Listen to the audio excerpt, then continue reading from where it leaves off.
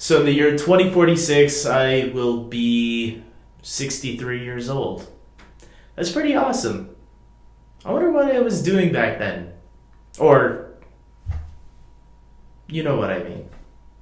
Hey everybody, this is David, and today I'm going to be talking about Legends of Tomorrow, Season 1, Episode 6, Star City 2046. And this episode takes place in the future, 30 years into the future, in Star City.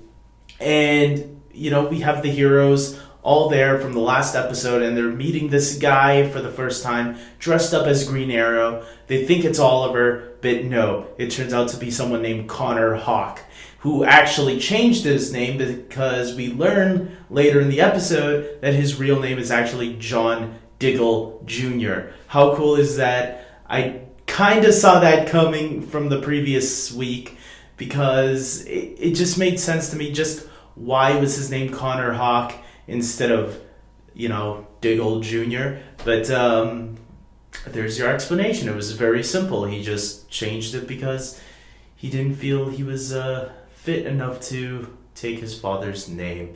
And he was a really cool character. I really liked him as a character, and hopefully, I guess we won't be seeing more of him. But not only did we get Diggle Jr., we also got Slade Jr. That wasn't his name, but he's not a junior. But it was still cool seeing the son of Slade Wilson. We thought it was Slade at first, but then it turns out, no, it's actually his son, who we find out has taken over Star City.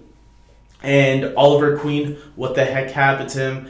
Everybody thinks he's been dead all this time, but we actually find out that Oliver's been in hiding, and it's up to Sara, who wants to save her city, So that Sara and Rip, they come through some arguments on whether or not they should save the city. Rip doesn't think so. Sara wants to. And I really like Sara in this. I like Sara as a character, and I always liked her even a little bit more than Laurel. So it was great seeing her stand up for her city, just like a true hero would. And it was great. I really liked that stuff going on there. I felt that Rip Hunter was a little bit of a douche in this episode, kind of thinking of his own agenda with Vandal Savage, which I'm surprised we didn't get him in this episode at all. Like, they didn't even talk about his whereabouts during that time. Yeah, I just felt Rip was kind of a douche, but he kind of went up again. He kind of turned the other way towards the end of the episode.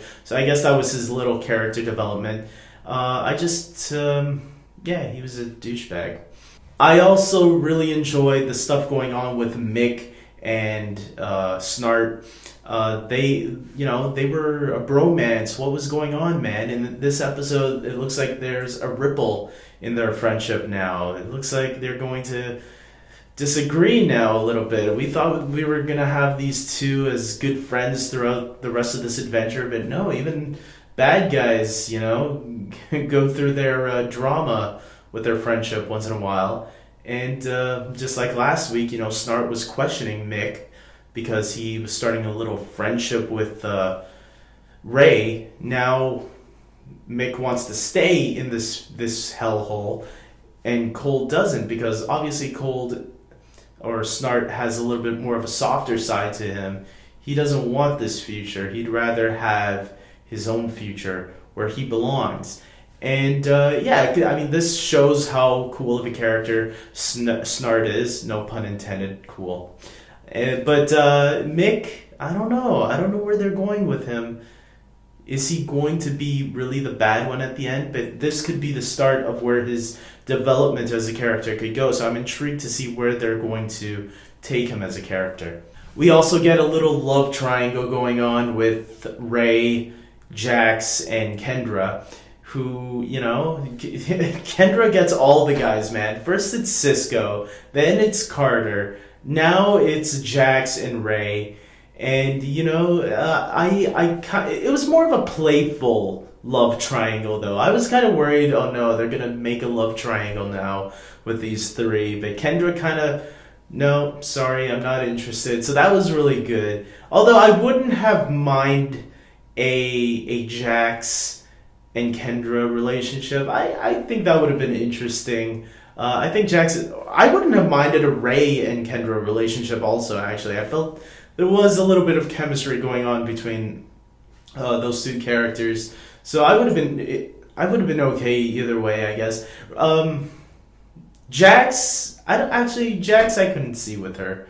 Maybe. I don't know. I would have to see them interact a little bit more. I don't think we've gotten enough interaction with those two. But overall, guys, I'm going to say that this was a really fun episode. Really good. I was expecting a little bit better, but for the most part, 8 out of 10. That's what I'm giving it. Really enjoyed it. And it was great seeing all these characters in this episode, especially Oliver Queen, getting to see the old Oliver Queen, which, the makeup I thought for 65-year-old Oliver Queen was pretty good. He's 65 years old. I did the calculation. If Stephen Amell was still around in 2046, he would be 65. I didn't even realize I was like 2 years younger than Stephen Amell. That's awesome. So with all that being said, guys, yeah, this was a great episode. I wish we could have seen what Barry was doing in 2046. They didn't even mention the Flash at all. So did Barry give up on Star City after Oliver left? I don't know. That's one question that kept going in my mind. Where was the Flash during this time? Did he not care about what happened to his friend's city? Did him and Oliver even keep in contact anymore? Because obviously the other guys, they all died, and I guess the Flash is like, sorry, Ollie, can't do anything. So, with all that being said, I'm ending it here, and until next week, looks like another good episode coming up, so I can't wait for that. Take care.